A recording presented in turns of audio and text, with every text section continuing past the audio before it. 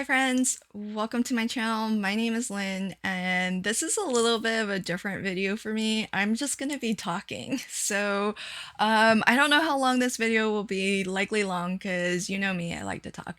Um, if you're part of my community, then you know that November, December, I start to like slow down a little bit and kind of disconnect a little bit and take some breaks from things like my weekly Crafty Fun with Friends live stream, which is typically every Saturday at 2 p.m. Pacific.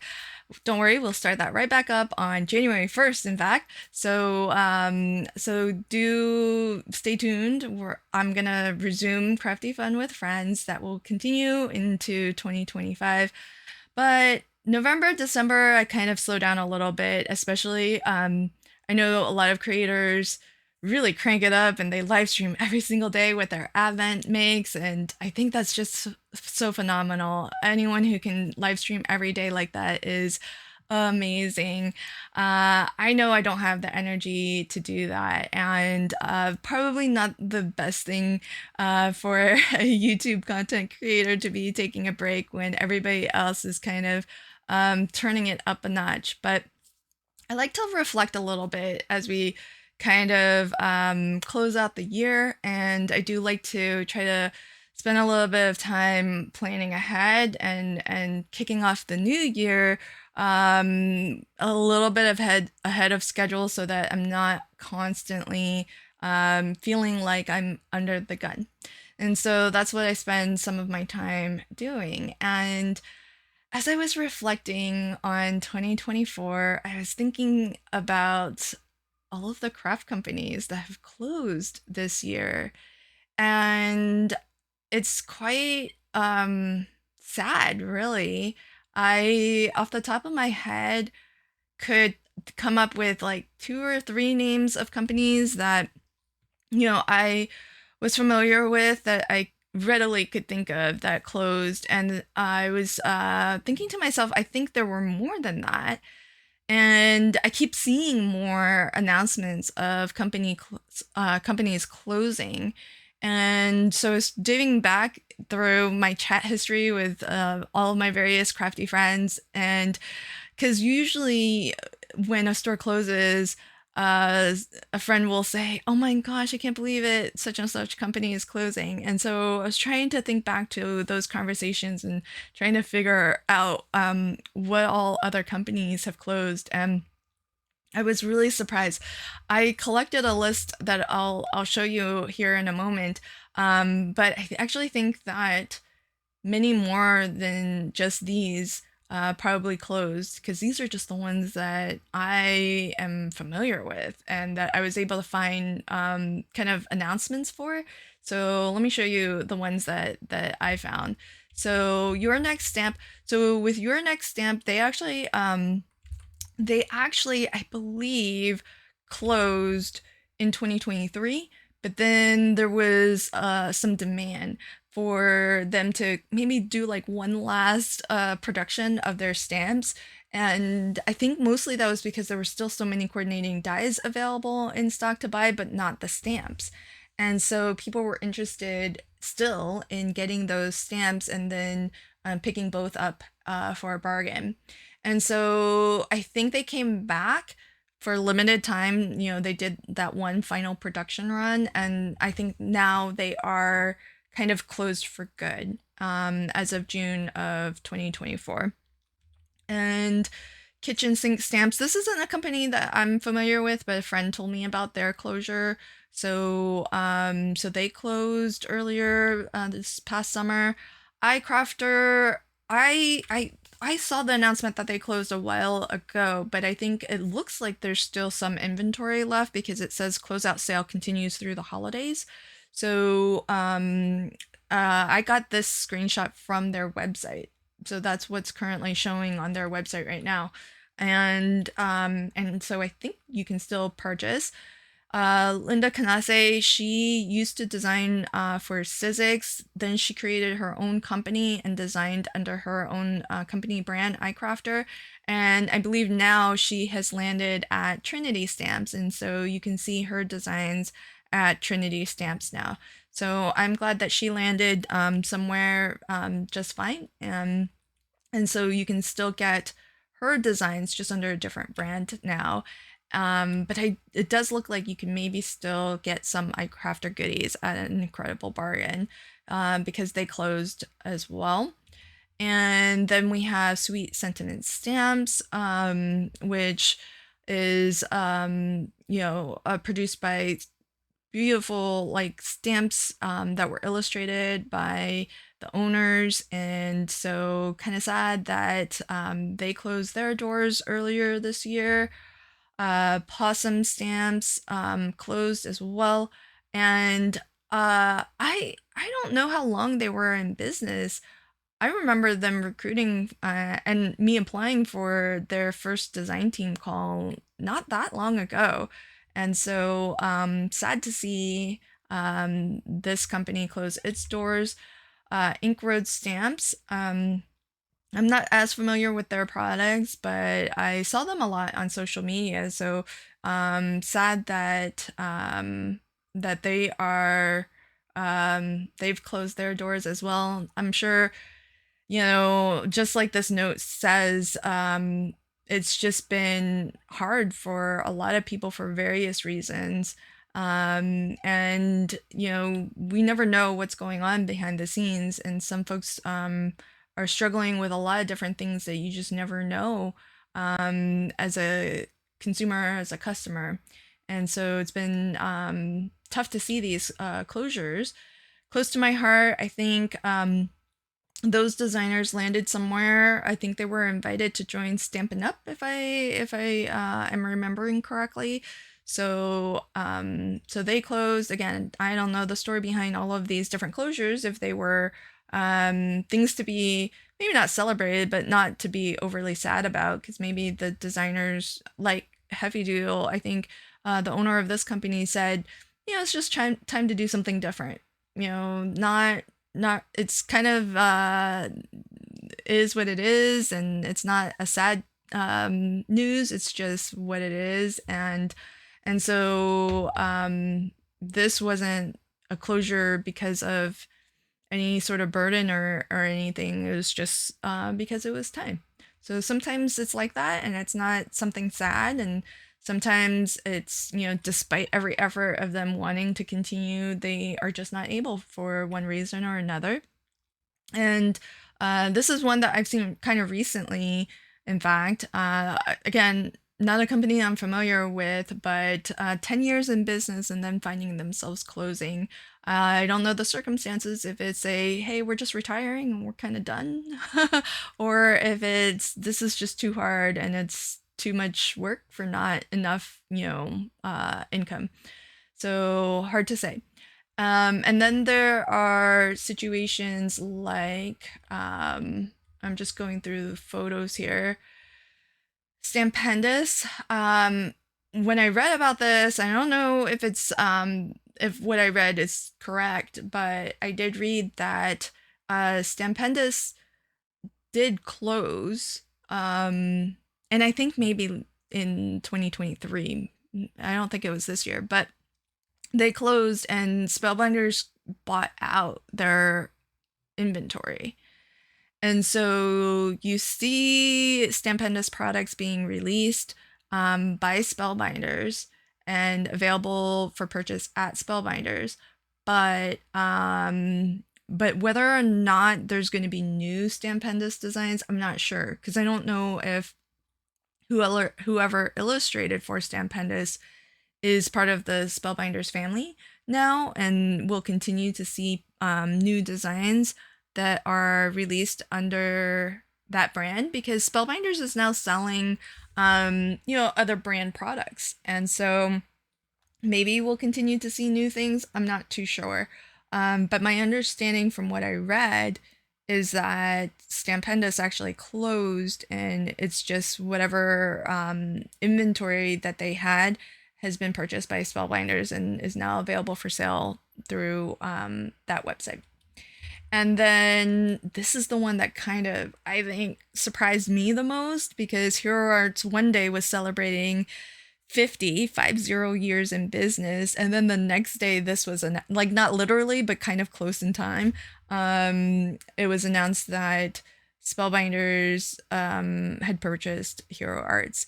And again, I don't think this was sad news, like, oh, this was the only way out or whatever for Hero Arts, but rather, I think, if I remember correctly, the owners of Hero Arts just wanted to retire, but they wanted their company to go on. And this was a way for that to happen. And so, in some parts, the two companies have kind of consolidated some things that were, I guess, like duplicate functionality and stuff on the operational side. And for at least now, the creative side is sort of being operated, maybe not 100% independently, but you're still going to get the same Hero Arts designs and product lines that they release, have been releasing these past 50 years. And it's just that it's all under sort of the Spellbinders big umbrella company. And so this was actually pretty shocking news. And it was kind of funny because the day that it announced, I had a scheduled live stream with some of my Crafty friends. It was one of my Spellbinders live streams, and so we spent a fair amount of that stream just chatting and talking with each other and with all of you. That was a really fun live stream because we got to all kind of experience this big thing happening in the crafty world, and we got to kind of get everybody's sort of just our raw, reaction to it. And it was a lot of fun to just talk about it, and to be a forum where others could talk about it. And that was a fun live stream. I really enjoyed that. So yeah, that was a lot of companies. I think I had like 10 images that I just cycled through, and that's just what I could find in preparation for this video, creating this video. I spent a little bit of time, but I didn't spend days and days to research. So I'm sure that there's a lot more companies out there that might have closed in this past year or two. And so it's kind of sad to see, and it makes me think about what's in store for 2025. How many of our craft companies are still going to be in business this time next year? And so I just wanted to kind of reflect and talk about that a little bit. And I'll try not to be a bit too much of a soapbox here. But one topic I wanted to talk a little bit about is probably something that, if you're a part of our crafty community, you probably already know. And if you're not familiar with this, then I hope that I can shed a little bit of light on the situation. And I'm just really also speculating because I'm, a customer, consumer just like you. I don't run a craft company. I don't have inside knowledge to the business side of a craft company, but I am a small business consultant, as what I do for work, and I know what it takes to run a small business. For folks who know, that I love coffee, but you may not know that I actually used to own and operate my own coffee shop. And so I know what it takes to run a small business, maybe not a small craft company business, but it's hard. A lot of small business owners are met with very similar challenges, regardless of the industry that they're in. And so in our craft industry in particular, though, I think there's one thing that maybe a lot of you already know about. So like I said, I'm going to hop on my soapbox for a little bit, and then I'll hop right back off. So for folks who know, that there are platforms out there that sell some of our favorite craft companies' stamps and dies that they aren't an official retailer of. And in fact, what they've done is just stolen, because it is theft. They've just stolen those products, those copyrighted images and reproducing them and selling them at a much lower price point. And I know that a lot of folks who speak on this topic speak on it in a very general sense about the platform that is making this possible.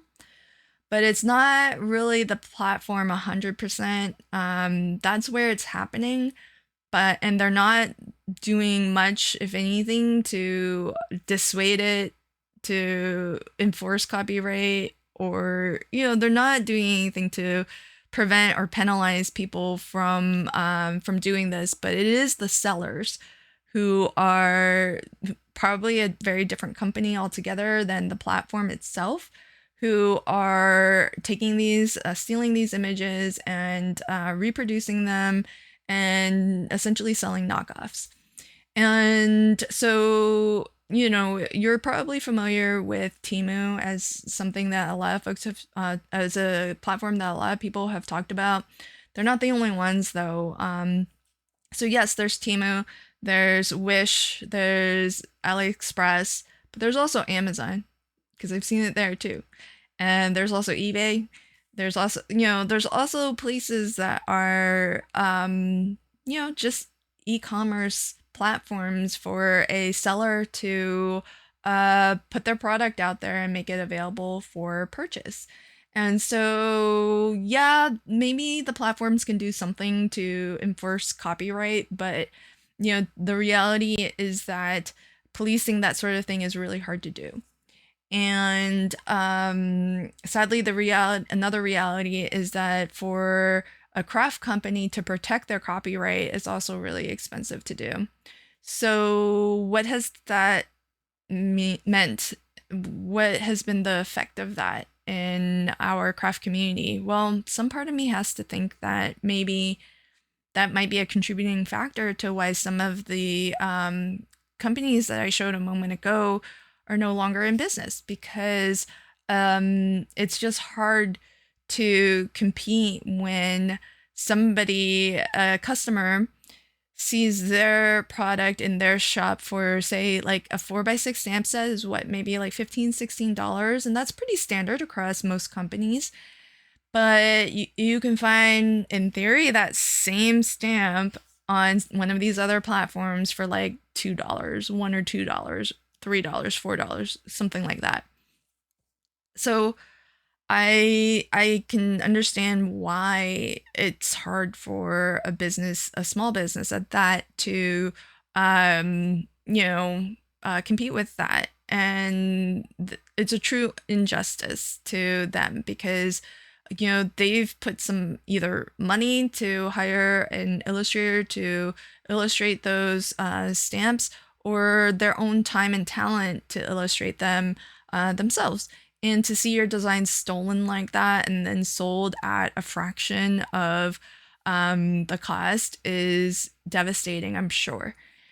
And on the flip side, though, I can understand how expensive our hobby is. In fact, by the time you're seeing this, I will have already put out 2 other videos where I talk about craft room essentials and some of the things that you might want to get for your craft room, but that I for sure consider as essentials in my craft room. And I did a budget-friendly one, as well as a version where, if budget is not a consideration, what could you be looking at spending to get into this hobby? And as I was making those videos, I wasn't really trying to hit a dollar amount. I was just really genuinely sharing the things that I use and that I enjoy crafting with, that I use often. Evidence of it is all of my videos. You'll see most of those products in most of my process videos and here on YouTube. And I was really surprised myself when I saw at the very end the total that I was tallying up. And so it's expensive. And that was just craft room basics, like the essential tools, equipment, things like that. Like a die cutting machine, I would consider like an essential, and I have I would consider two of them to be essential in my craft room. Probably overkill for most other crafters, but I'm more of a die cutter than I am like a stamper. So that's where I put my money. But you know, at the end of the day, that was just before you even get into buying all of the fun, cool stamps and dies and things to work with. That's before you buy paper and glue and all those things. And so, oh, and like media supplies. Oh my gosh, that was before even a lot of ink pads, alcohol markers, things like that. So, you know, once you start adding all of those costs in, it becomes very, very expensive as a hobby. And so I can understand that for somebody out there who doesn't have a huge budget, if they're looking to get into crafting, finding an inexpensive way to get into crafting is attractive. And so I can see why um, platforms and sellers who are stealing designs and, you know, selling them for, you know, dollars, you know, $1 or $2, it's because there's an audience willing to buy it. And if there wasn't the demand for it, they wouldn't be supplying it, and they wouldn't be so brazen and bold about it, because if you look at some of those listings, they don't even, that's the sad thing, is that some folks might not even realize that what they're buying is not the real thing, because those companies aren't even really taking the time to like you know, obfuscate the brands that they're stealing from. And so some folks might even think that they're buying the real thing, and they're not. And so it can be hard as a consumer to know whether what you're buying is authentic and genuine, or if what you're buying is a knockoff that's been stolen by somebody from a small craft company that's now struggling to stay in business and keep those virtual doors open. So I feel like, you know, it's understandable. I feel it's sad, but I can understand, given the climate that we're in, you know, why so many craft companies had to close their doors this year. It's definitely really sad. And I guess thinking ahead to 2025, what can we all do differently so that I'm not here next year, you know, kind of sad to share another dozen or however many company closures. Um, I think, as I mentioned, you know, small business consulting is what I do. Um, so if you own a business out there and you're watching this video, just food for thought, some free consulting advice. Um, when I look at the couple of past few years, COVID and just the world changed things for the craft industry in very dramatic ways, because when we were all stuck indoors and we couldn't go out, and we couldn't be part of crowds, and we couldn't enjoy all of the things outside our home, we turned inward and had to find activities to do in the home. And the craft industry just surged. And so a lot of new companies were born, a lot of existing companies really like cranked out production. And now that we're all out and about, life has more or less returned to a new norm. It's not the case anymore that people are spending quite as much time indoors. It's also, the economy has fluctuated, and so disposable income, you know, is shifting, because people are eating out now. People are, you know, spending on movies and you know, vacations and travel and stuff like that. And so, where for a year or so people were really dialing that back, and they had more disposable income to spend, they might have found crafting as a good place to put some of that money and get some entertainment and get something to do at home that was fun. And that's not the case anymore.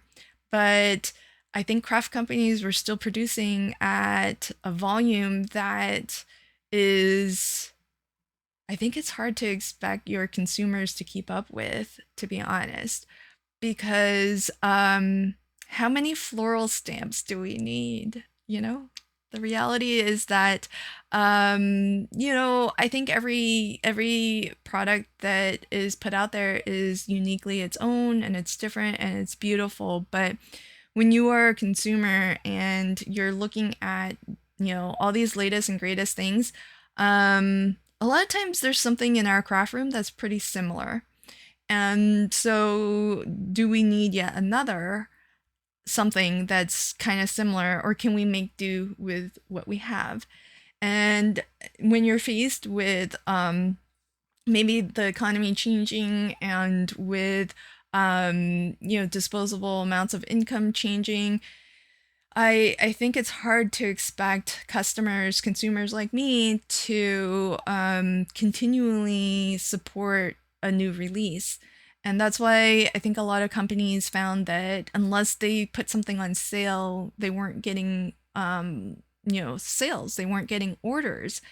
And I know that some companies were flash selling, weekly, twice a week, and so then that actually trains your customers to only buy when there's a sale, because they know there will be a sale. And so unless they really, really love something at full price, they knew that a sale was just around the corner. And so I think that, that's kind of not sustainable. And so my recommendation, if you're a craft company, maybe consider either smaller releases. So if you want to release on a monthly cycle, maybe it's not 20 products, maybe it's 3 or 4. Or if you like having bigger releases, maybe every other month, maybe every quarter, have a new release. And it's just food for thought, because I do feel like with COVID, there was this spike in demand, like a lot of crafters looking for something to do, and and a lot of new crafters and a lot of new people in the hobby who didn't have all the things just yet. And so there was a huge spike in demand. And then there was, and the craft companies, they rose to the occasion, and they increased their production and created a lot of supply. And now that demand is, I feel, starting to go down. And what is that resulting in? Well, if craft companies at the individual level are producing at this high volume, they're just going to be putting out a lot of product that there isn't a demand for, because either the budget is smaller, the craft number of crafters still enjoying this hobby is reduced. And so, when a lot of companies I don't know if a lot of companies opened during kind of COVID time, or if it was just that they produced more, but it certainly felt like to me I was hearing about a lot more companies, and about a lot of new brands. And that just might be because, they've always been around, but, they were just producing at a higher volume, and their businesses were fluctuating and flourishing during this time. But as a small company, one of your powers is to be agile, and you can move and change on a dime, and you can react a little bit more quickly to the changing climate. So if a craft company were to come to me for consulting advice, obviously, I'd have to kind of look at their actual operations and the financials and stuff. But just from a casual observer on the outside of things, I would maybe consider slowing down or reducing the releases, because your diehard fans, you're not gonna stretch their budgets to the breaking point. They're gonna be there with you. They're gonna support you when you have your new releases, and hopefully be able to support you when those come out, whether there's a sale or not. Because they're just gonna be more able to. But if you're expecting your diehard, fans to spend hundreds and hundreds of dollars every month, at some point they're tapped out, right?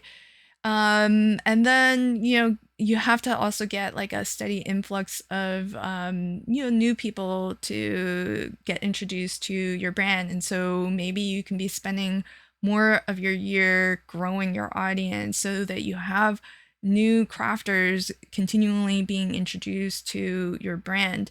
And what can we do from the consumer side? Well, I don't like to tell anyone how or where to spend their money, because I think that's a very personal thing. It's very up to you where you find value in, how you're spending your money and what you're getting in return. And so I'm not going to tell anybody don't shop at Temu, or don't shop, at, Wish or AliExpress or whatever. Also, no, knockoffs are sold on Amazon too. So definitely not going to tell anyone to stop shopping on Amazon, because it's not really the platform, right? But even when it comes to buying knockoffs, I'm sympathetic to somebody who can't afford it, um, wanting to get into the hobby. So I'm also not going to tell somebody, don't buy a knockoff, but just know that what you're doing has a very material impact on the company that actually owns that copyright. And it was not legal for whoever is selling that knockoff to sell that. So if you feel like that's okay and that sits okay with you, then that's your choice. And that's fine for your circumstances and for you as an individual. If you did not know that that was what was happening, I hope that, hearing this, if I'm the first to tell you, sheds a little bit of light on that as a practice that is not legal. In those videos that I talked about earlier where I shared my craft room essentials, I talked about white labeling. That's a legitimate business to business transaction. This is not. This is outright theft and copyright infringement. And it's hard for that to be policed, and expensive for it to be enforced. And so it's just going to have the effect that I suspect it is having on our craft companies, which is that it makes it harder for them to stay in business and to compete. And so, that's just maybe some of what was going on in 2024. And so, in 2025, I feel if businesses can find a way to be sustained on fewer product releases, maybe their customers will stay with them longer. Maybe their customers will be willing to buy full price and not always be waiting for a sale. For us as consumers, if it matters to us that our small craft companies, our favorite craft companies, stay in business, maybe we can do our part in, occasionally buying full price and shopping. If you can't always shop when something releases and pay full price, then shop when they're on sale. And because I know a lot of these designs, they get released one day and the next day, you see the knockoffs. So if you can't afford to buy it or don't want to pay full price, because sometimes it's not about like what you can and can't afford, it's about what you want to spend and what you don't want to spend. And so if you're like me and you're a bargain shopper and you like to wait for the sales and whatnot, then do that. Maybe as long as you are buying from an authentic retailer of that brand, it helps them to stay in business. It helps that company to keep its doors open and to keep producing these beautiful products for us to craft with. Because if we all, if we were all buying from, those irreputable retailers, then at some point there may not be new original designs available. So I think we all have a part in this, and maybe together we can have our favorite craft company flourish in 2025. Certainly, I would love that we don't continue to see these closing out sales and whatnot. So, other than that, I really don't know what the answer is. Off the top of my head, those are kind of the things that I can think of and that I want to help kind of put out there as food for thought. And so hopefully in 2025, we won't see as many closures. But what does that mean for like people like me who are designers and content creators? And you all know, if you're part of my community, that one day I would love to do what I'm doing full time, make crafting not just a hobby, but something that generates a sustainable income for me. And that way I can just do more of it. And maybe I could do it full time. And so what are all these changes to the craft company? What do they mean for designers like me who would like to make money at this? Really hard to know for sure, because um, how does a designer actually make money? Like how does somebody who does this full time actually generate an income from this? And everybody's story is different. I can tell you, I can pull back the veil and tell you what I know, and I don't know everything, but there are some main income streams as a creator. So one is like ads. So if you're on YouTube and your channel reaches a certain threshold, then you can qualify to monetize your channel. And that means that when YouTube puts ads in the middle of your video, you get like a little cut of that action.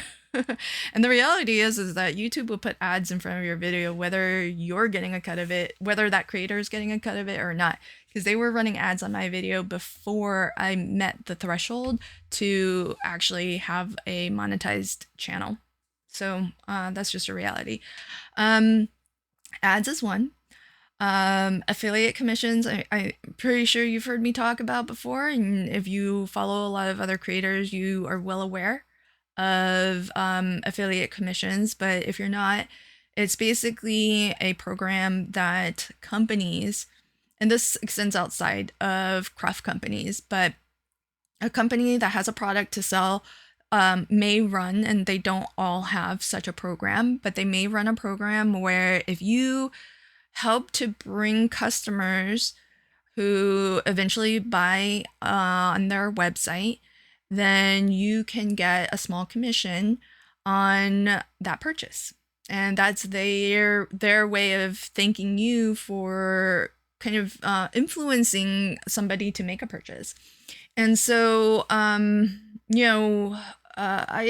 be transparent. The affiliate commission rates work on, generally speaking, a percentage of whatever it is, the order total.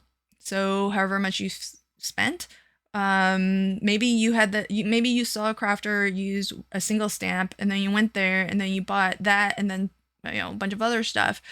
Well, they're getting a commission on your total sale, whatever your total spend was. And that percentage can range from, I've seen as low as 3% and as high as 20%. Those two extremes are few and far between. Mostly it's like in the 8 to 12% range is the more common affiliate commission rate.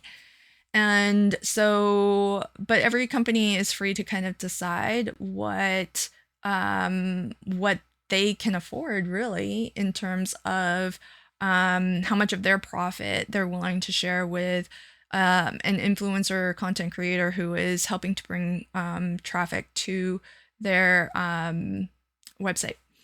So one of the things that I want to get into after I complete this sort of list of where we can generate income is that affiliate commission is not something that us content creators can really rely on.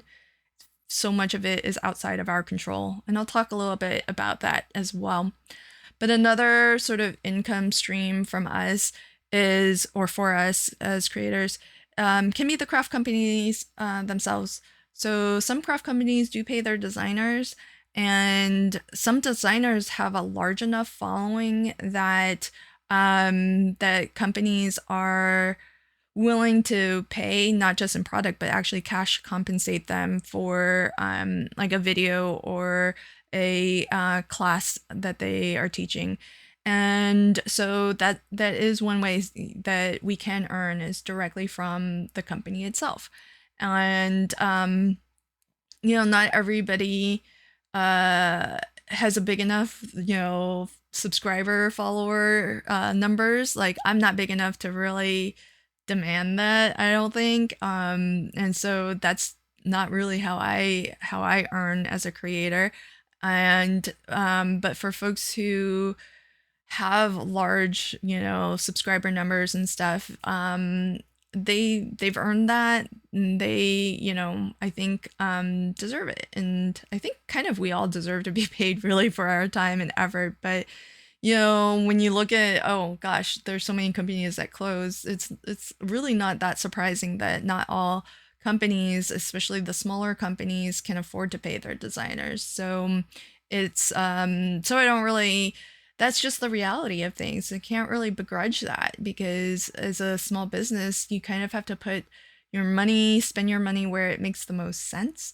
And so it can be hard to know what an investment is going to return for you. And so finding the budget to do all of the things, I'm sure, is very difficult for any small business. And so so that does happen. Sometimes, designers get compensated by the brands that they work with.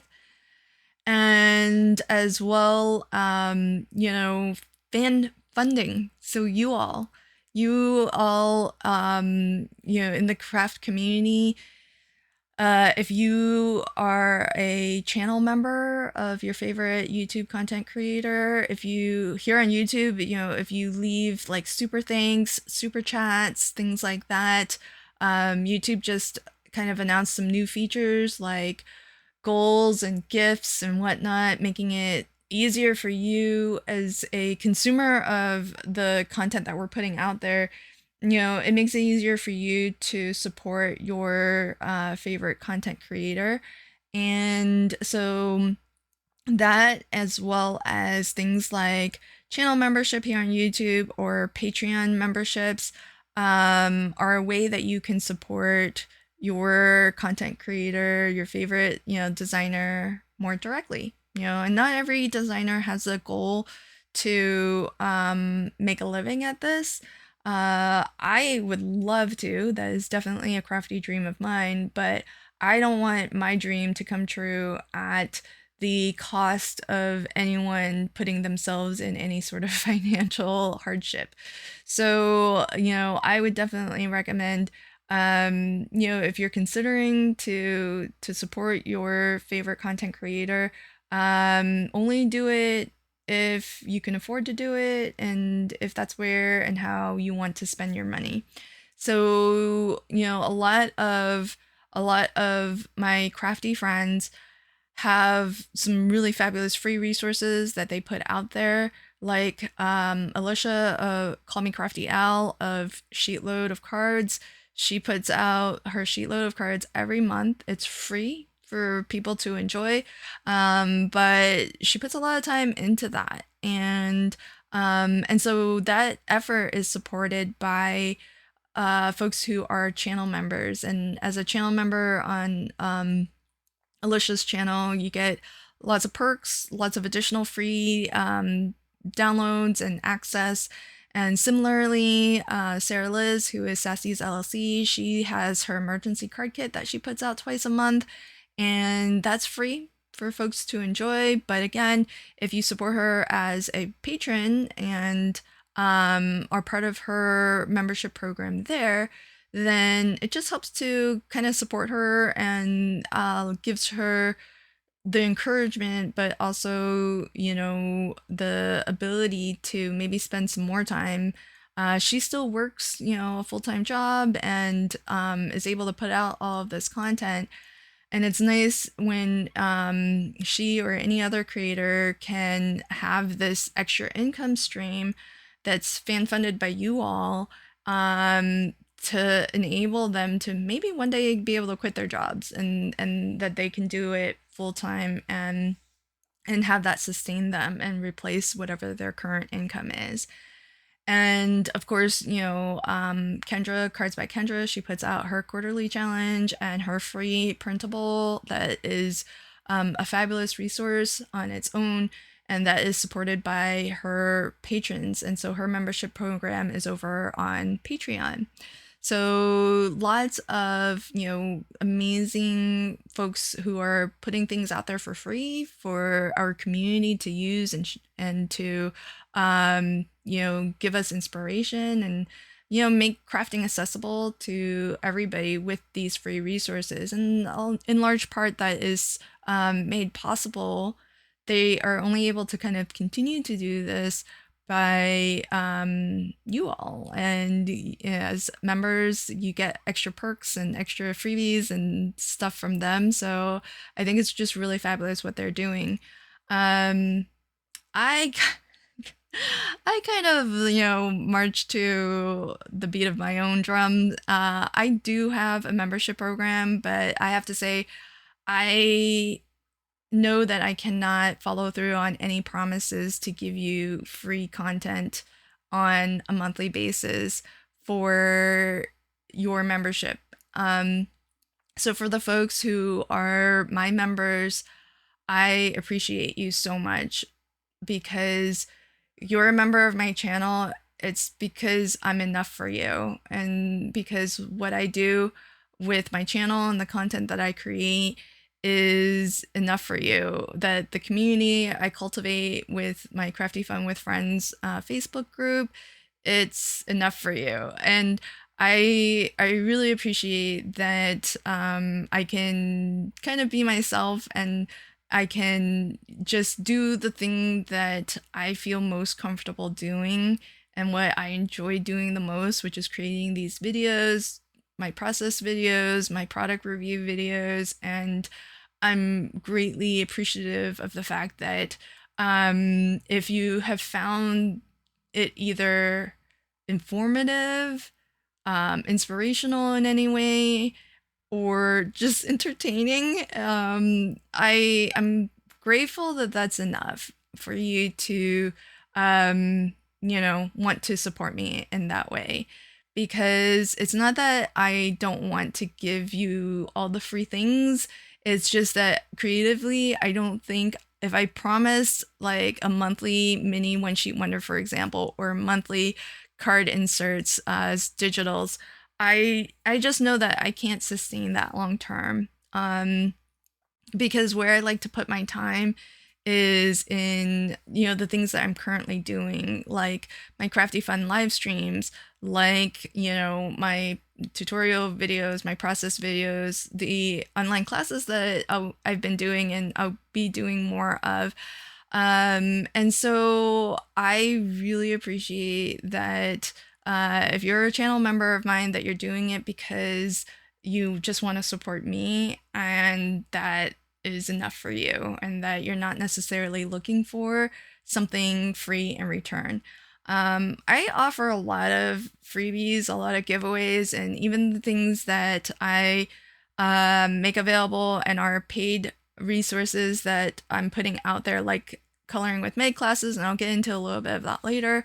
I find ways to give them away for free. So I'm trying to give back and to also say thanks to folks who are supporters and fans, because just watching my videos and liking my videos, leaving a comment on my videos, it's really, it does help a lot, and I appreciate it a lot.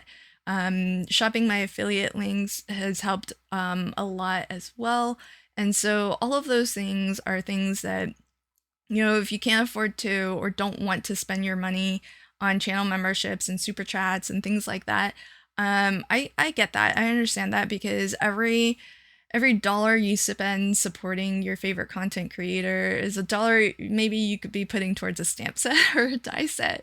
So I totally get that. And I appreciate that, like we were talking about earlier, our hobby can be expensive. And so, if you're on a tight budget and you kind of have to be careful where you spend your dollars, I can appreciate that maybe being a part of a membership program, especially one like mine, where you're not really getting anything other than just the benefit of knowing that you're supporting me. I totally get that that's something that maybe isn't for everybody, and I'm okay with that. Because I think that's sort of, I feel, what I can offer is more of what I'm doing. And I have a really hard time putting any sort of price tag on the things that I offer. And so I'll always try to find a way to give them away for free, even if I were to I want to be serious about trying to make this a sustainable income and a sustainable living, really. And so for that to happen, I do need to find ways to, make money at this hobby. But I'm always going to also find ways to make it available for free as well. So more on that later. But those are the ways that creators can actually earn. So we have ads, affiliate commission. Sometimes the companies, the brands that we work with will pay us in cash, not just product. And you all through fan funding. So you all helping to support us directly is another source of income. And depending on the creator, they may rely more on one or two of those buckets. One of the things that I touched on a little bit that I wanted to go into, just to pull back the veil a little bit more, ads, YouTube runs ads on our channel, and I'll be honest, I really don't know how or why some videos get more ad revenue on my videos than others. So it's totally outside of my control. I don't control what ads get shown. I don't control what I get from it. I don't even understand why some videos get a lot of ad revenue and others get nothing. So really, it's not something I can, as a creator and the size channel that I'm at, really can't really depend on that as any sort of enticing amount of money. Affiliate commissions, also so much that we don't control. And this is another thing that kind of behind the scenes sort of shook the industry a little bit for content creators like myself. And some of you might have actually heard about this, because a lot of us are very transparent in how we do things and how things operate. And so you might already know this, but earlier in this year, there was quite a bit of a shakeup on an affiliate platform. So it's this company that offers as a service a way for brands to offer an affiliate program. And basically, it allowed brands to connect with influencers or content creators, find each other, and then through their platform, through their network, um, all of the transactions would get tracked and all of the money exchanges would happen. And so lots and lots of craft companies were on this particular single service. For a designer, that made it really enticing and easy, because once you were on that platform, you could then apply to a lot of different craft companies. And where it makes a material difference is a lot of affiliate programs, just for the practicality of it, you need to kind of earn a certain amount of commission before they actually pay you out. So think of it in this way. If company XYZ offered an affiliate program, and let's say they were running it themselves and then they were paying you through, say, PayPal or something. Well, PayPal charges a transaction fee. So it doesn't really make sense for brand XYZ to pay you every $2 in commission that you earn if there's like a 50-cent transaction fee on that. So they'd rather pay you, and it's better depending on whoever has to pay for the transaction fees, when you've met like a higher threshold. And that threshold could be something like $50, it could be $100. It's oftentimes it's up to the brand to decide for their program. Not only the percent commission that you get if your link produced a sale, but also the threshold for getting paid out. Well, with so many crafters on this particular service and platform, it was really easy for a designer to actually meet the minimum threshold, because the minimum threshold was across all of the brands that you work with. And so on that platform, if you met the minimum threshold, it could be $2 from one company and $40 from another company. But if their minimum threshold was, say, $50, then you would still get the $2 from, that one company that you earned from. And so it made it a lot easier for especially smaller content creators to actually get a check. I mean, there are companies that I am an affiliate for who run their own program on their own, independent site.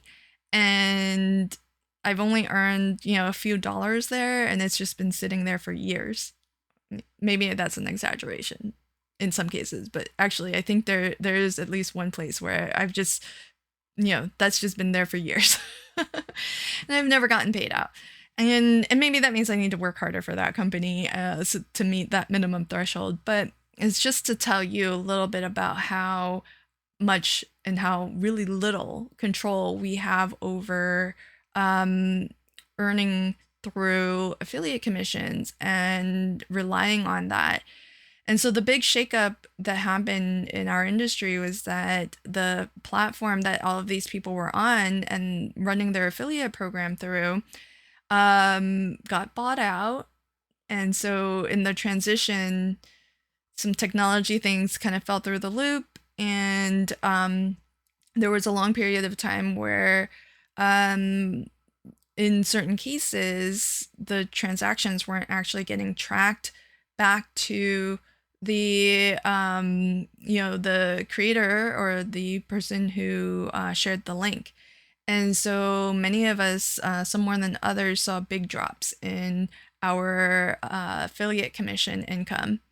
And many of us are still struggling to get back up to where we were, because what happened was there's this mass sort of exodus where a lot of craft companies wanted to do right by their designers and were not happy with the platform that they were on, and the platform wasn't really addressing these technical failures. And so they've sort of all spread to the winds, and now they're on different networks, different platforms, and now it's made it harder for us, especially smaller creators, to meet those minimum thresholds, because instead of them all being collectively on a single platform and we just needed to meet the one threshold across all of them, Now they're on all their like own individual separate platforms. And so now we have to meet each company's minimum threshold. And that's making it a little bit harder for some folks to finally get paid out anything. So it's that's on the backside of things pretty big for a big kind of shakeup for some of us who were kind of doing okay maybe on affiliate commissions, but now it's very different and the landscape is different, and some folks, you know, are recovered just fine, and for others it's maybe better this way, and then for others still it's been rough. And the other thing I would say about affiliate commissions is that there's a lot of like I said, a lot of things outside of our control, but it's technology too. It may not even be like the and it's just how the program works, because just depending on how each brand sets up the way that their program works, just maybe more knowledge than you want to know. But for a creator like me to actually see a commission, firstly, it depends on you. It starts with you. You have to click the link. And this is not just for me, it's for any creator. So support your favorite creators. This isn't a call to only use my links, certainly not. But just how affiliate links work. It relies on you first clicking the link, but it also relies on you allowing cookies to be saved, because that's how it's tracked, whether or not or where somebody came from when they made a purchase. And so what happens when you click my link is that it just saves a little ID that says, oh, this link came from Lynn.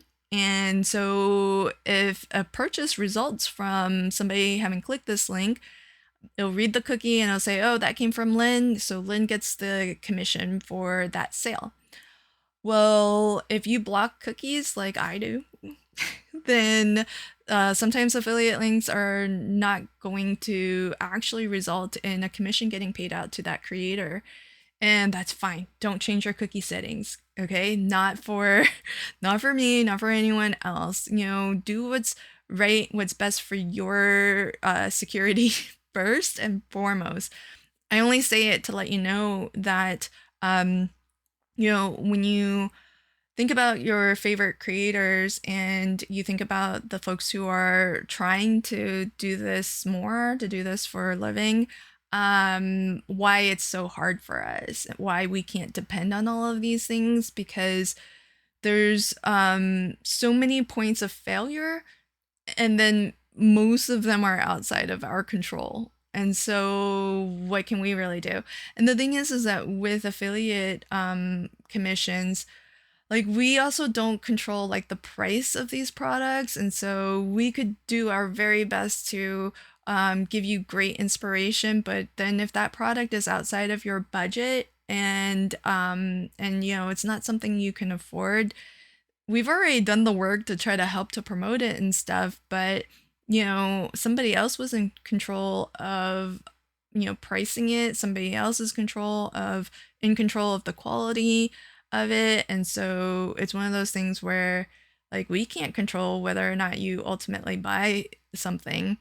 And so it's really hard to know. And then there's also this other thing that you may not be aware of, or maybe you are, but some programs have you know, cookies, when they get saved to your browser, there can be an expiration on them. And so some cookies can expire after a day, some after a week, and some after 30 days or however long. And so when you sign up as an affiliate to a company, you know, you kind of have to, everybody has their own little fine print, their own rules. And a lot of times, you know, some companies, when somebody clicks on their affiliate, your affiliate link or my affiliate link, whatever, it's good for 30 days. In some places, it's good for like 2 hours. And the reason why it's like this, and it's hard for you to know who you're supporting when you're clicking on an affiliate link, because here's why.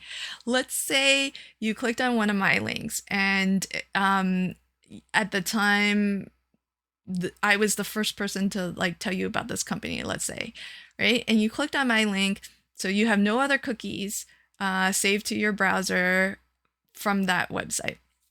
And so let's say I'm part of a program where they leave the cookies good for 30 days. So if you make a purchase within 30 days of first clicking my affiliate link, I'll get credit for that sale. But if between now and, like, let's say 15 days later, you saw somebody else craft with something from that same brand, and you're like, oh, I really want that thing. And then you click their affiliate link, meaning hoping to support them. Well, you clicked my link first, and my link was good for 30 days. So I actually was the person who got the commission for it, not the person who ultimately kind of pushed you or convinced you to make the purchase at the end of the day. And so, like, and you can see the argument at both sides. Like, maybe I was the first person that, introduced you to the brand, so maybe I should get credit. But then that other person was the one who ultimately convinced you that you needed to have the thing and that you really wanted to buy it, so maybe they should get the commission. But only one person can get an affiliate commission, and so who's to say who the right person is? But that's just to say that, every program is different. So some programs, it's the first person's link who you clicked, if they still have an active cookie, then they get it.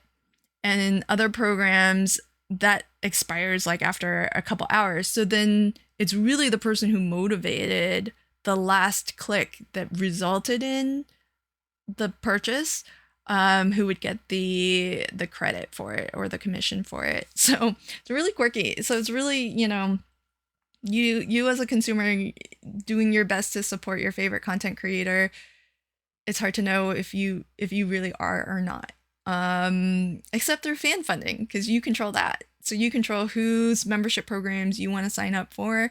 And like a lot of people have I have PayPal, right? And I prefer, if you want to support me, PayPal me, because anything you do on YouTube takes 30% of it. And so I appreciate membership. I appreciate super chats and super thanks. I appreciate YouTube for making it easy for viewers to support their content creators. But if you really, and there's some people who are fans of mine who PayPal me every once in a while, you know who you are. Thank you so much.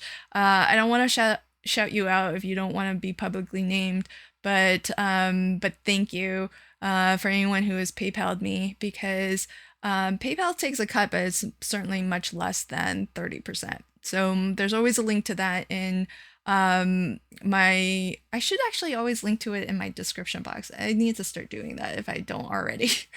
But there's a link to my PayPal on my channel page. So there is that in terms of, how can a creator make money, and where I want to put a little bit more of my energy. Let's turn towards 2025 and what you can expect from me and what I'll be doing. So I'm still keeping my channel alive and thriving and putting a lot of effort into growing my channel.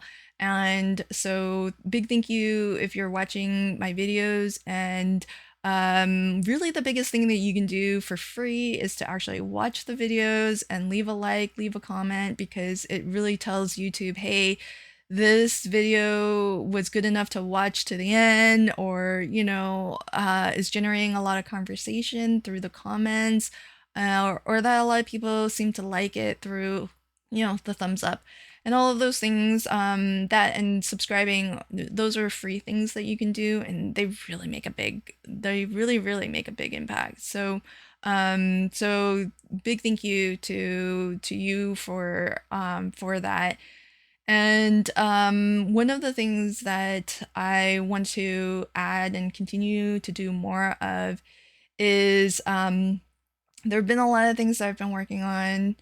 Well, really, they've been brewing for like over 5 years now, but I took big strides in making them happen this year, 2024. And so 2025, I'm really excited. There, all of those efforts that were started are going to continue to not just continue, but hopefully thrive and shine. And so I'm really excited that I'll be continuing coloring with Meg classes with my friend Meg Brighter, who is Gemini Designs.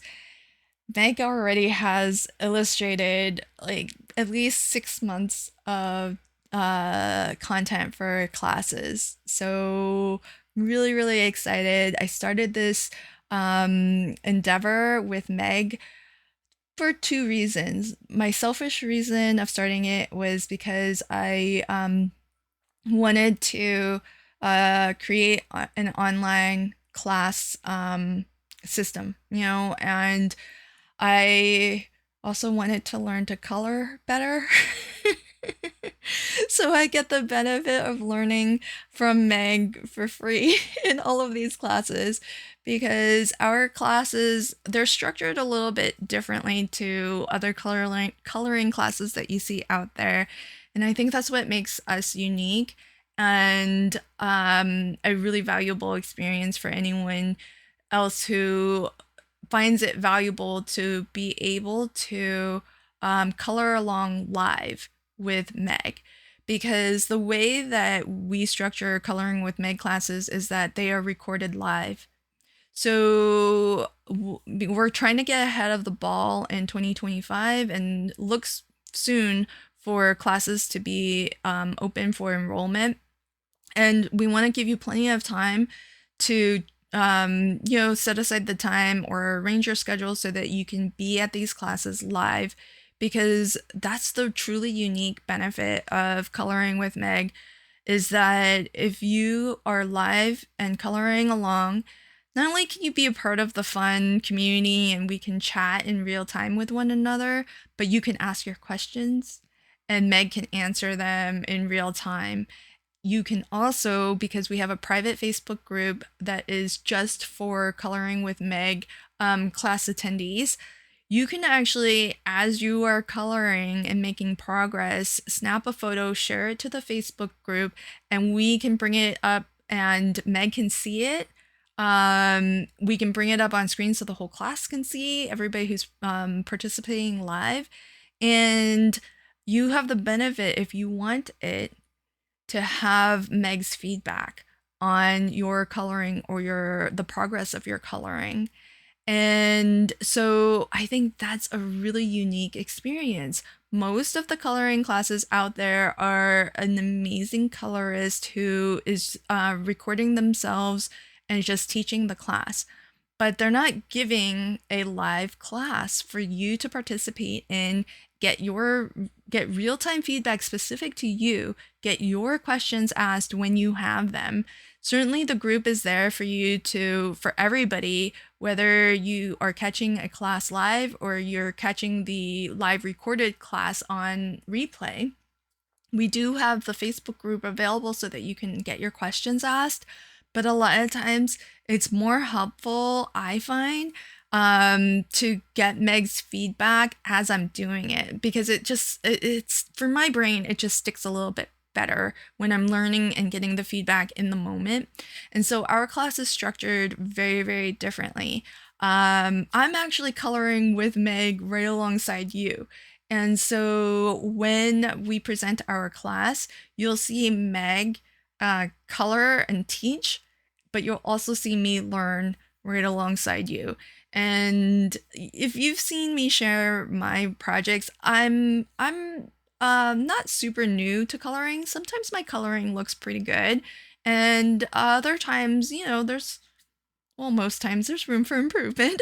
I'm not the best, but I'm happy with where I'm at. But I'm more happy now that I'm doing coloring with Meg because I'm actively, learning and improving, where I feel like for a long time I was very down on myself and I didn't like my coloring, and then I changed my mental mindset for how I look at my own coloring. And I just became very happy with doing what I do, with how I'm doing it. And then that meant that I didn't really grow or actively try to improve. And so now I'm at that point where I'm just happy doing the coloring that I do, and it's more about enjoying the process than producing something super stellar that's meant to go on a wall. I know that that's not a goal of mine, but now that I'm comfortable in my own skills and comfortable in my own results, being able to kind of now learn and grow is really great, because now I can kind of take my coloring maybe to the next level and get some improvements. And so that's been a really great journey. We had maybe a handful of coloring with Meg classes and in 2024, and as I mentioned, Meg's already illustrating. So here's the other thing that I really wanted to do, and why coloring with Meg classes were the first classes that I offer on my website. And that is because I want more people to have access to Meg's incredible talent. She is not only a very talented colorist, but she's a very talented illustrator as well. And so I'm really excited that the Coloring with Meg classes come with a digital illustration that's been illustrated by Meg herself. So I love that this is a platform for Meg to get her talent and her art out there. And I want her to, she's not in it for the money, but I want her to see some revenue, honestly, some income from these classes and from her digitals. And so I'm really excited that I'll be able to offer more of that in 2025. And the other thing that you're going to see more of, again, kind of dipped my toe into it in 2025, was my crafting masterclass series. And these classes are where you can get real-time instruction on, different projects. The first one that we put out was Easy Holiday Crafting, and that was a series of 7 different classes taught by 6 different designers, and it was great fun, and still available. So just like Coloring with Meg, these classes have an initial airing. But unlike Coloring with Meg classes, these are pre-recorded so that they can really concentrate on giving you step-by-step instructions in real time. And as well, you get the written instructions too, because depending on how you like to learn, maybe you like to have the written instructions, maybe you prefer only video, maybe you like having both. And so every Crafting Masterclass series has both the video, sometimes also a video for your homework preparation before you get into the class, and as well it will have a PDF with all of the supplies that you need, homework preparation, and the step-by-step instructions with photos of actually how to create the project. And so these classes take a lot of time for our instructors to put together, and so I do sell these classes along, Coloring with Meg classes. Some will be free, some paid. Crafting Masterclass series is always going to be paid classes, but I also give those classes for free with the mystery boxes that we sell. And so if you ever see a mystery box on my website, check to see if it comes with classes. Some come with classes, some there are no classes, and it'll say it in the product title itself. So be sure you're buying the one that you intend to buy. And then and as I mentioned, I even though I'm putting out these things that I'm putting a price tag on, I find ways to give them away for free. So if you're subscribed to my newsletter, sometimes those freebies will be exclusive to my newsletter recipients. Channel members, I'm going to be offering you some exclusive freebies as well. And if you're just part of my Crafty Fun with Friends community, whether you watch my live streams or you're part of my Facebook group, sometimes I'll be making exclusive offers there. And other times, maybe it'll just be, like a video on my channel or a live stream that I'm doing. And I'll find ways to give these things away for free. Don't worry. If you can't afford them, just be a follower of mine somewhere, and the opportunities will come where you can, get access to these without having to pay for them. But the reason why I'm putting these together, and in particular the crafting masterclass series, is because I want to not only, make an income with, these classes, because I feel like, that's one of the things I can do well, is to teach some of these projects. And in my YouTube videos, don't worry, those aren't going anywhere. I'm still going to be creating plenty of YouTube videos, but I always have to speed them up. I always record the whole thing, and it's usually like, if you watch one of my flip videos, it's 50 minutes, maybe an hour or so. I try to keep it under an hour, but usually that's at a minimum something like 8 hours of video footage that's been sped up, in some parts 4 times faster, and in some parts 8 times faster, and in some parts like even faster than that. And part of that's because I'm a slow crafter. I'm a careful crafter. You see me burnish everything, so I'm careful in how I craft, and so I'm not a Speedy Gonzalez kind of crafter. So part of it is that it does take me long to do things. I'm a slow crafter. I can't help it. But the other part of that is that a lot of my cards just take more time and effort. I really like interactive cards. I really like pop-up cards, and those can be a little bit more involved. So with the crafting masterclass series, I can teach at the pace that I craft at. So if you're a slow crafter, then hopefully it's easy for you to follow along. And then I can kind of go into all the nuances and really show you the particulars of, because I know a lot of times in some of my videos, especially with like the pop-up cards and the interactive cards, I get questions about, you lost me. You lost me at this step. I don't really know what you did there. And I get it. I really do. It's just that when I put out long videos on my channel, they don't always do well. And then they have like, kind of overarching repercussions on how my channel does as a whole. So it's really hard. Like when I put YouTube videos out there, I kind of have to like play the YouTube algorithm game and get everything just right in order to have the video be successful. And that's always a moving target. Also, can't always tell when a video is going to be successful. I can try my best to put out there like, creative designs, and I will put hours and hours into a video and feel like I've really put something special out there, and it won't get that many views, and it'll be really, devastating, to be honest.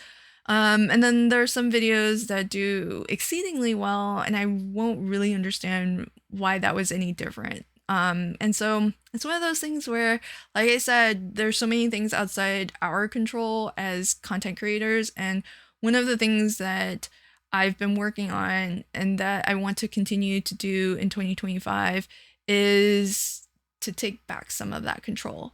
So by being able to offer classes on my own website, it's one way that I can teach at my own pace.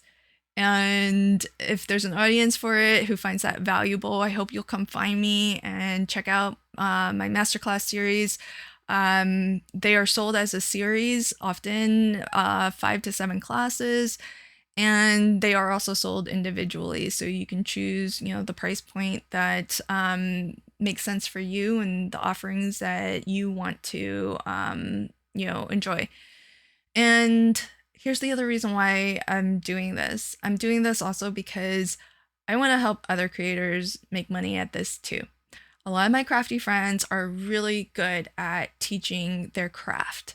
And instead of each of us individually going off and creating our own platform, creating our own online course, website, I want to build this and I want to invite all of my friends to contribute so that they can make money at this. They can do what they love. They can share their talent and their passion and their amazing ideas. And hopefully they can make money at it as well. And so I do want to be transparent about what my, I guess, structure is. And when you see classes that are offered on my website, I want you to know where that money is going.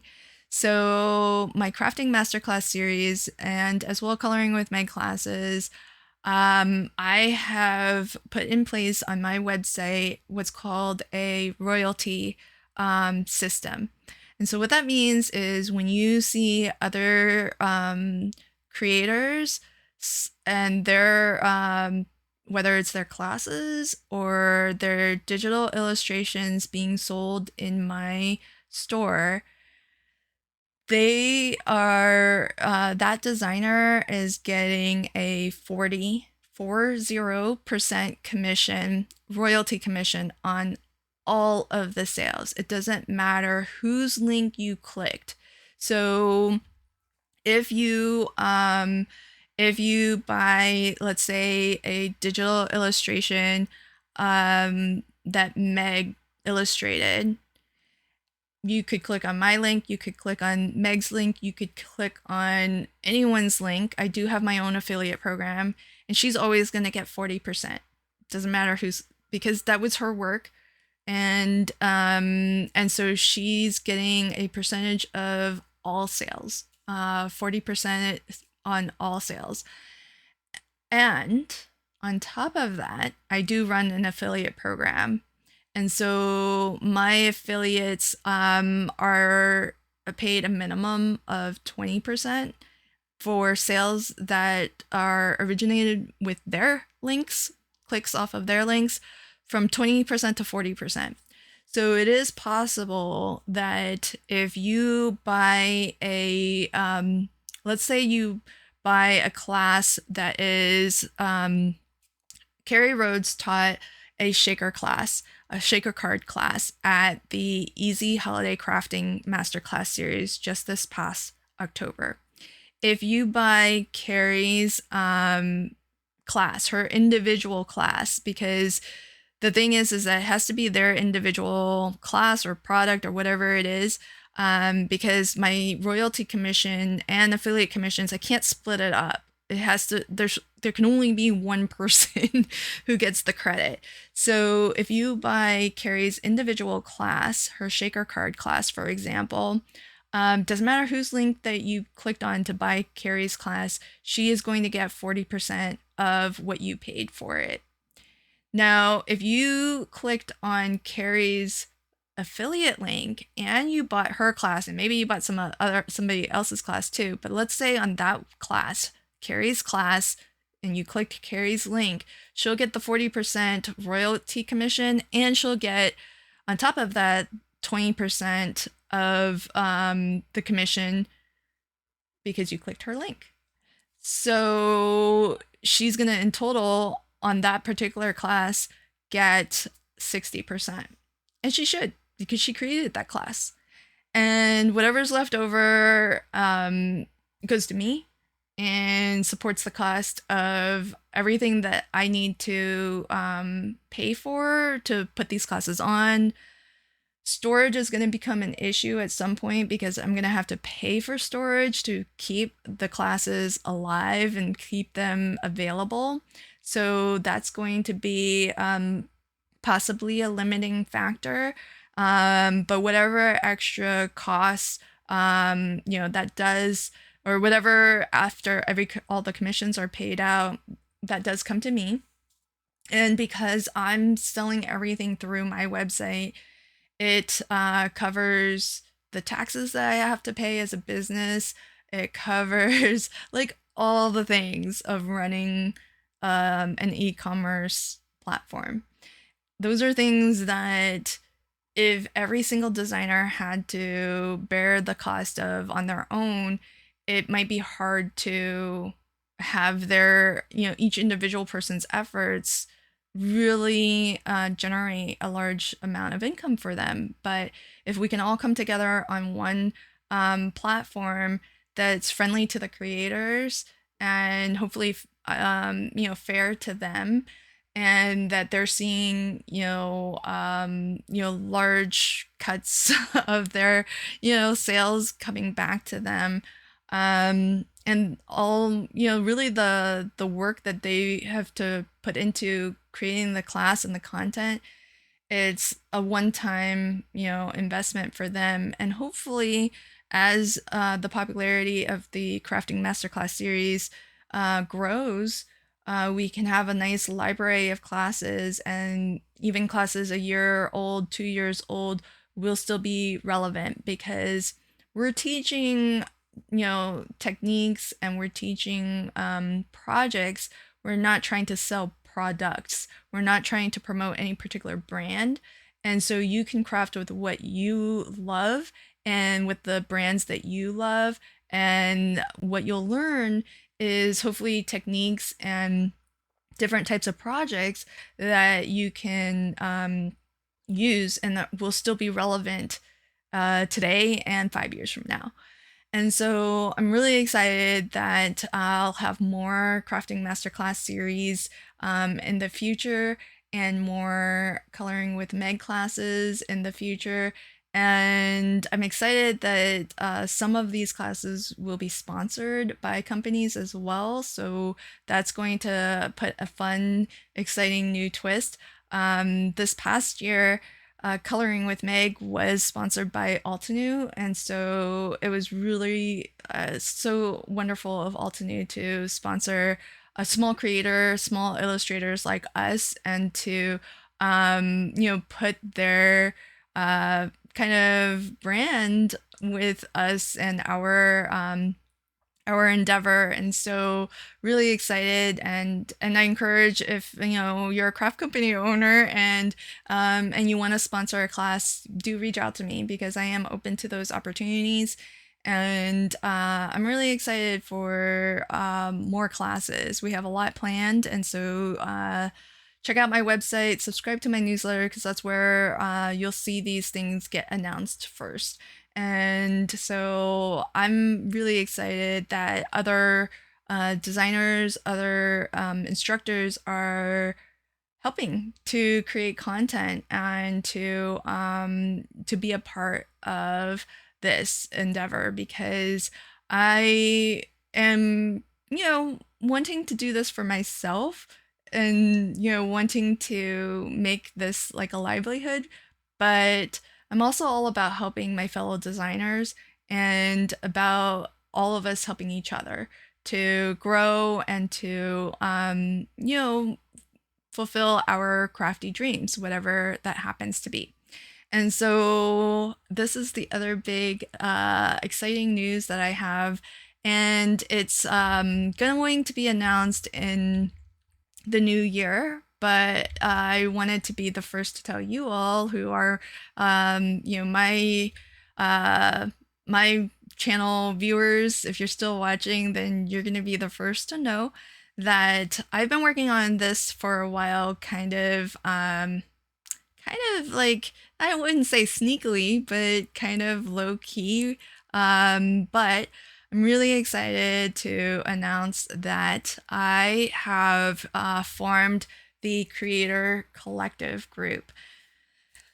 I'm just really excited about this. So this group started January this year, 2024, and it started with fewer than 10 people, I think. And I invited some of my friends to be a part of this new adventure. And I said it a little earlier, I like to just do things my own way, and I like to march to the beat of my own drum, but I'm not doing things in my own way just to do them in my own way. I'm taking a different approach to things, and I think that it's going to be more sustainable and beneficial to everybody in our craft community. And so I hope that if you are a Crafty fan, or if you are a decision maker at a craft company, I hope that you're on board with me shaking things up a little bit, because I do think that in the long run, there are ways that we can help each other to grow and for everybody to benefit from a different way of working together and partnering together. So what is the Creator Collective? This is a group of designers that I have invited to be a part of this group. And as I mentioned, in January 2024, I formed this group. It was fewer than 10 of us, I think. I think there were maybe 8 or 9 of us. I'm not exactly sure, to be honest.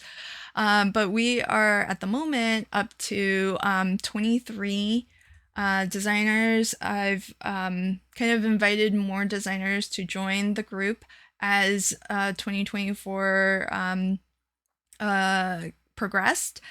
And so in 2025, we're going to be launching with this group of 23 designers. Really super excited. Actually, that count might be off. I might be up to 24. I'm not exactly sure. I should probably recount. I think I'm up to 24 actually. And so what I'm really excited for, though, is why I formed this is because everybody that I've invited to be a part of this group is somebody who is immensely talented. And I know a lot of talented designers, but I haven't invited them all to be a part of this group. And there's only one reason for that, and it's because the folks who are in this group, not only are they really, really talented, but they are also, I've worked with them in some capacity, whether it's been that I was on the same design team with them, or maybe they taught at one of my, crafting masterclass series, or it's that they taught at a virtual retreat that I organized and planned. And so these are the folks who I really love to work with, because I can depend on them to follow through on their commitments, and that they not only are fabulous, fabulous designers, but they're really professional in their commitment to any assignment that they take on and agree to. And if you know me, you've probably heard that I'm very organized, that a lot of the things that many of my friends often say is, they don't know how I have the time to do all the things.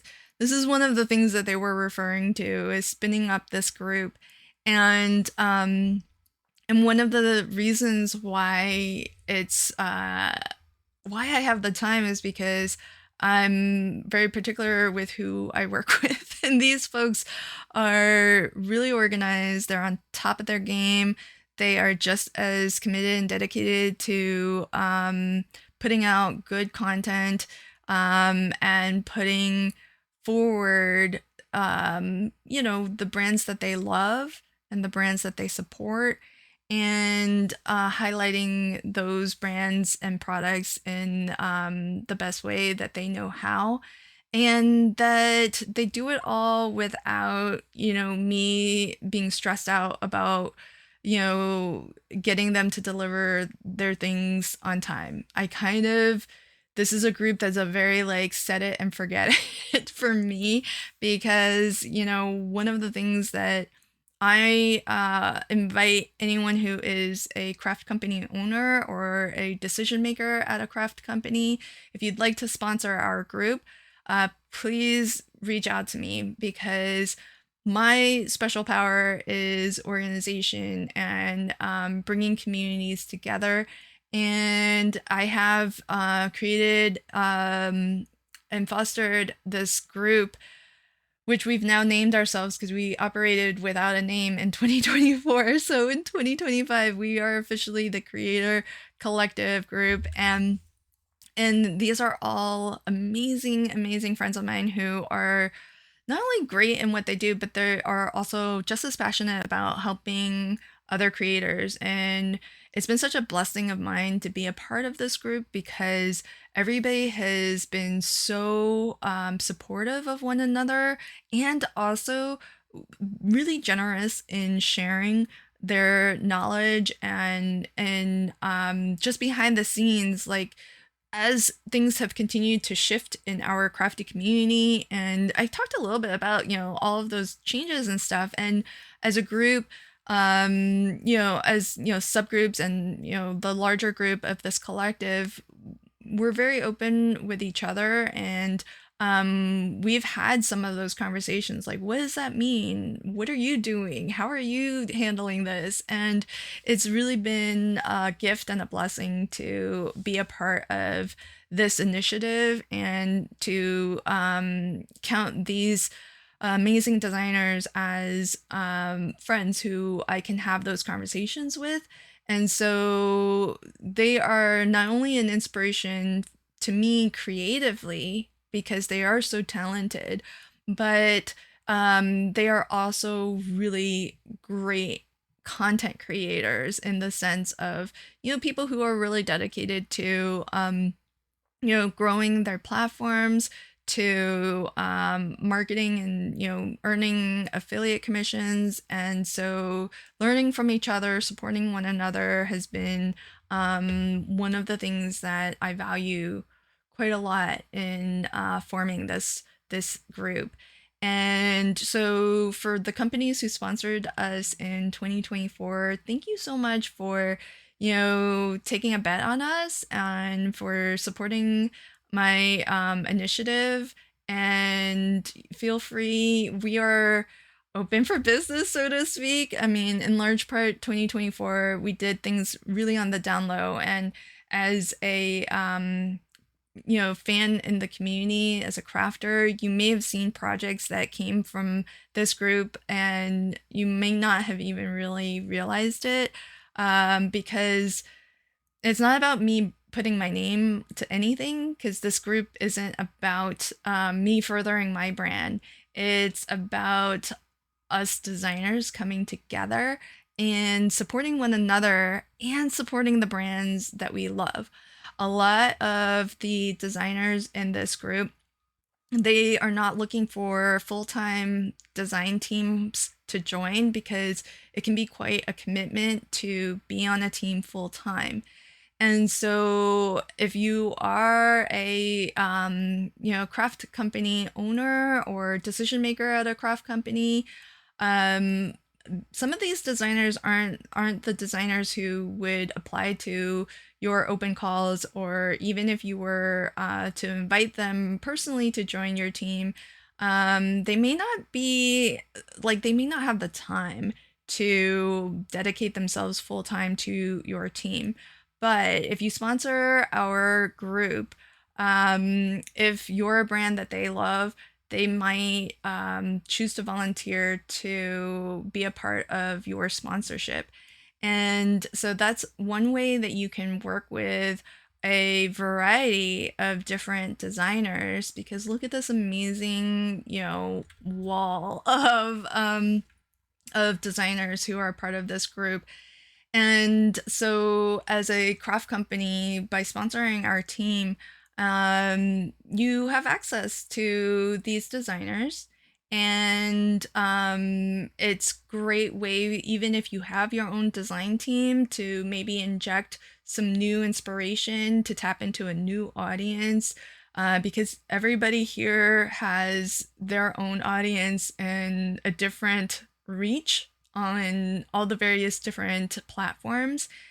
And big thank you to all of my friends who are joining in this initiative of mine.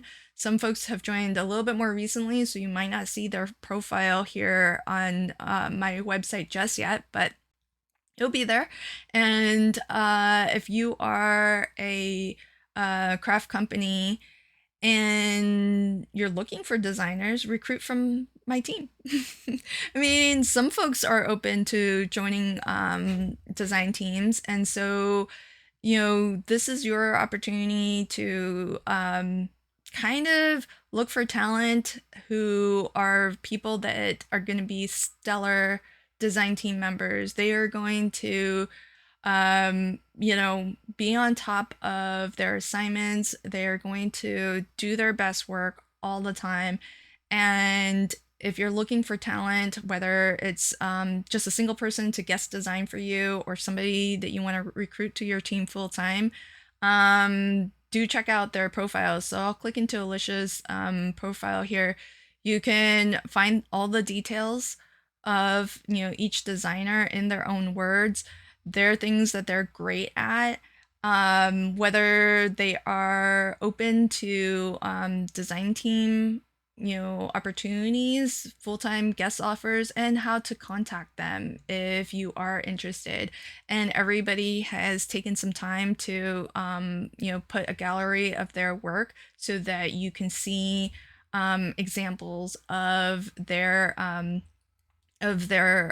work product, so to speak. So you can also very easily kind of click over to each of their social platforms too, because each of these are clickable. So if you want to see, these numbers, I asked my, designers in this group to update maybe every 6 months or so. So it may not be representative of their most current numbers, but because I think Alicia is up to 42,000 and Carrie is she's over 15. So these numbers are just going to grow because all of these designers are so fabulous at what they do, and they are just going to continue to get better and better, and their audience and their reach will continue to grow more and more. And so I've brought this group together so that for companies out there who are looking for designers who are bankable, reliable, who will follow through, who will create amazing inspiration.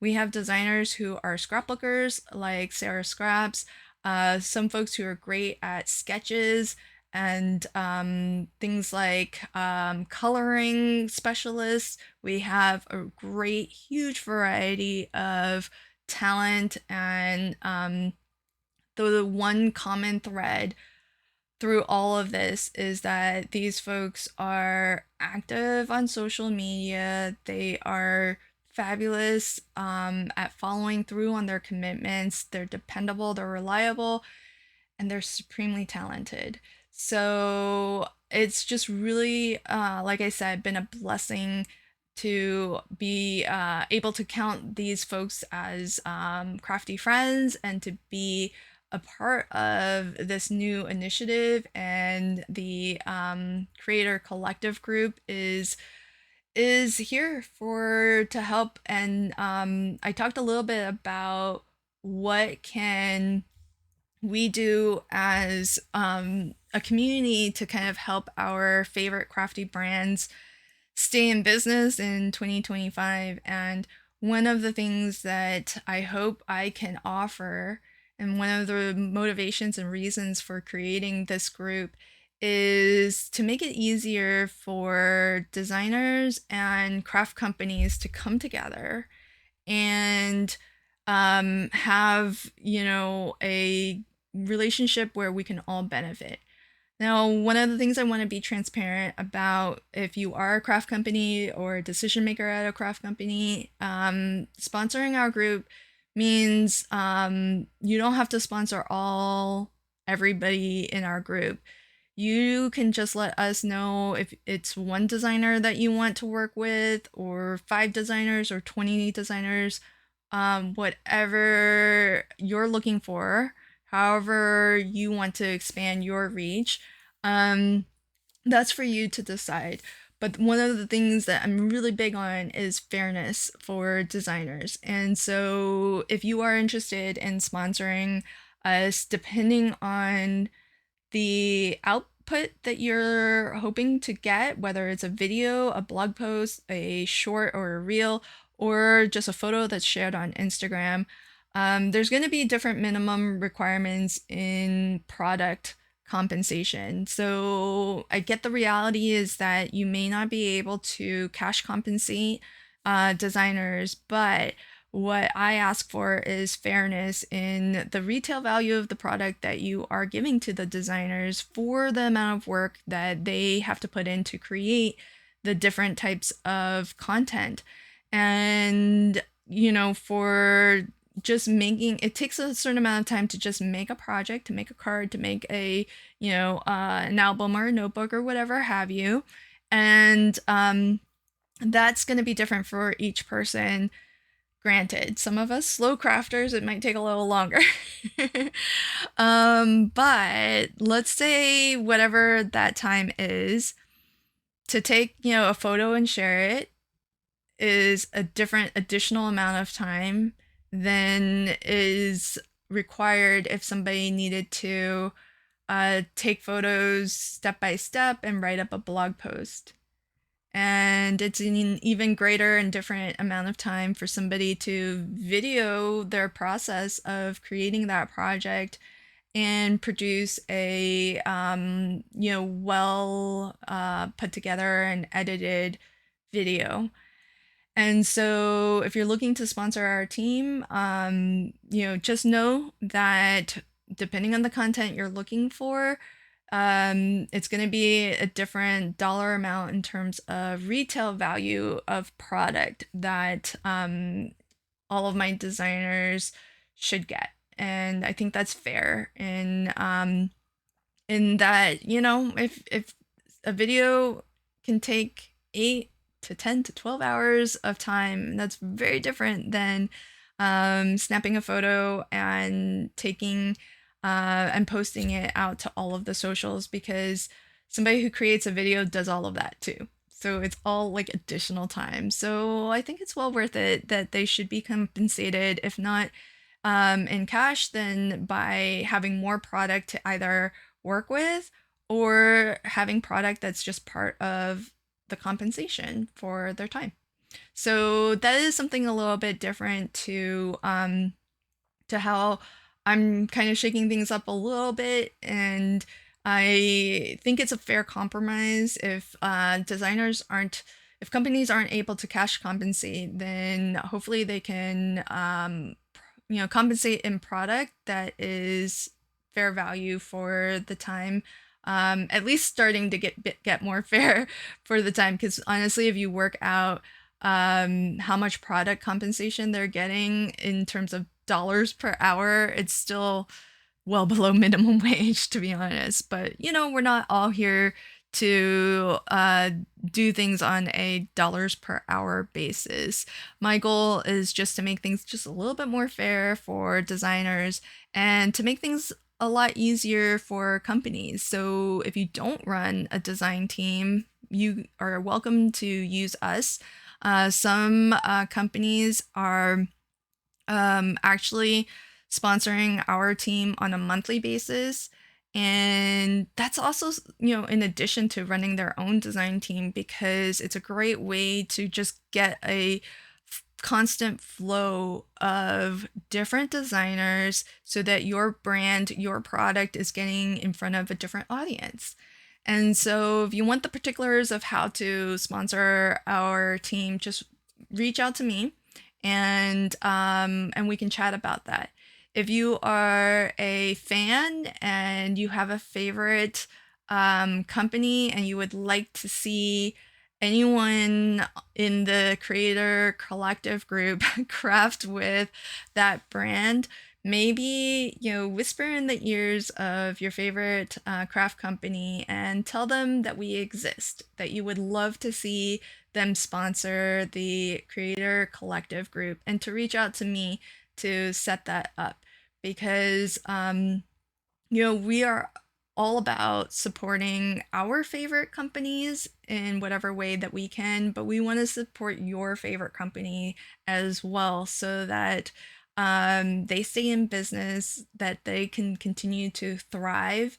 And I think, in particular, for small companies who might not always be able to get onto the radar of some of the larger content creators and designers who are part of this group. This is a way that they can maybe have some of those designers work with their product. And so I hope that this is something that everybody finds valuable as a resource. And whether you're on the designer side of it or you're on the company brand side of this endeavor. But I also want to, I just really am appreciative of everybody who participated in 2024. So the initial sets of designers who were part of this group in 2024 and some of our initial sponsors in 2024. Thank you so much for kind of trying this experiment out and putting your faith in me to organize it and put everything together and make sure that people are following through. Like I said, these are all folks I love to work with because it's a little bit low effort for me to keep tabs on them, and that's how this group can continue to grow. Is that I'm only looking to invite designers who I know are on top of their schedules, on top of their commitments, and who are just fabulous at what they do, and they do it so well, and they don't need me to remind them to do that. So I am really excited to get to be the first to tell you all about the Creator Collective. You'll hopefully be seeing more of us. You might not necessarily see this logo on everything that we do because what we do in terms of sponsorships, it's not about furthering me. It's as LV Handcrafted. It's not about furthering the Creator Collective. It's about furthering the brands that are sponsoring us so that we can keep you all in business, get you more customers, get you some new customers, and hopefully in 2025 we won't see so many companies that are posting closure notices.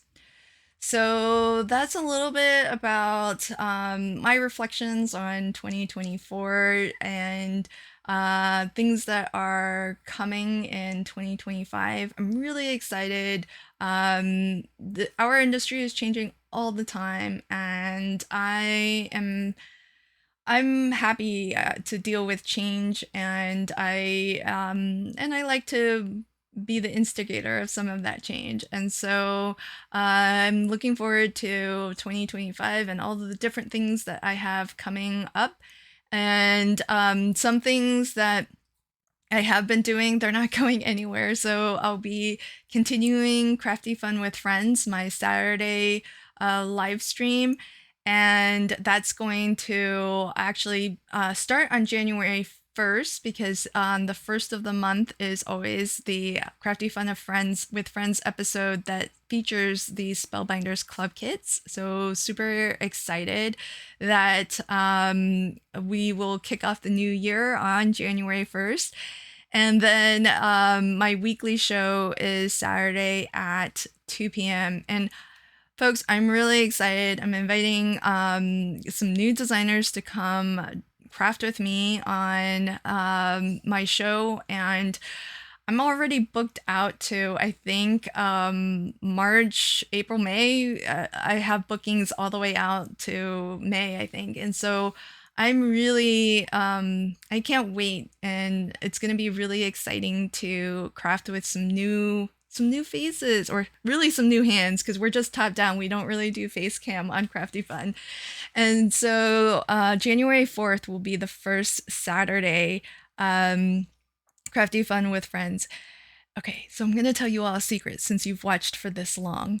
That first episode on Saturday, my regular time slot for Crafty Fun with Friends, it is a sponsored Crafty Fun episode, and the sponsor is Pear Blossom Press.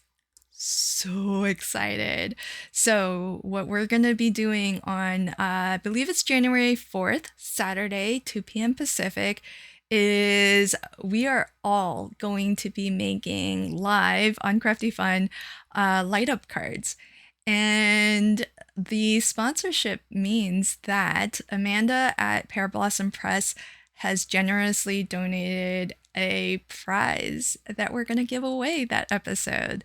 So just like a little mark your calendars. That episode is already scheduled. So if you go to my YouTube profile and you hit the live tab, you'll see all of the January, usually schedule like 1 month ahead.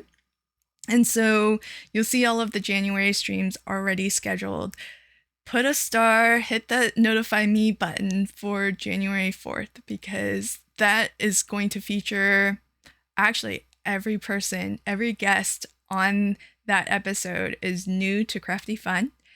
And it's a sponsored live stream, so there's going to be a prize that is pretty spectacular. I'm not going to tell you exactly what it is. You'll have to just join us on January 4th. But big thank you to Pear Blossom Press, and specifically to Amanda. Hey, by the way, I have some news to share about Pear Blossom Press. So you can now buy Pear Blossom Press lights at scrapbook.com. Oh my gosh. So if for everybody who, maybe struggled to find retailers of Pear Blossom Press, of course you can buy directly from their website, but the fact that you can now buy the easy lights, all the various different types of lights that Amanda and her husband Micah have engineered, fabulous feats of engineering. There's so many amazing products in the Pear Blossom Press lineup now. You can now get them at scrapbook.com, and as well, you can get the world's best foam tape at scrapbook.com. So I think it's really cool because now, while you're shopping all your other things, you can kind of add add some of those in. And occasionally, scrapbook.com has their like free shipping threshold, and so it might help you to meet the free shipping threshold. So now you can actually get your Pear Blossom Press products at Spellbinders, at scrapbook.com, and of course at pearblossom.press.com itself. So really fabulous. I love seeing Amanda's products in more and more retailers. There are other shops and around the world, other retailers, both brick and mortar stores, craft stores, and as well online retailers. So if you want to find the closest retailer to you, then I think there's a page on the Pear Blossom Press website where you can find who all is a legitimate retailer of Pear Blossom Press products. Thankfully, her products are so well engineered, they really cannot be stolen.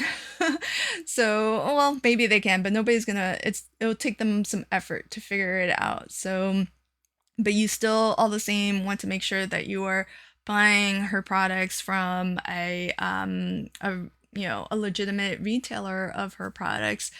And so big news for that was just told to us, and I just saw it on scrapbook.com just days ago.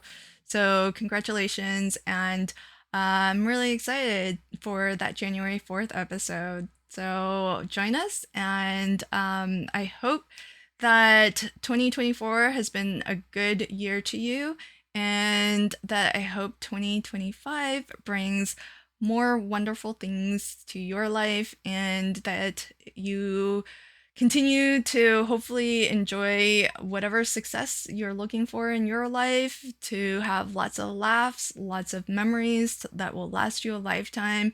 And together, I hope we're gonna have a lot of crafty fun. So until next time, happy crafting and have a fabulous day. Bye, everybody.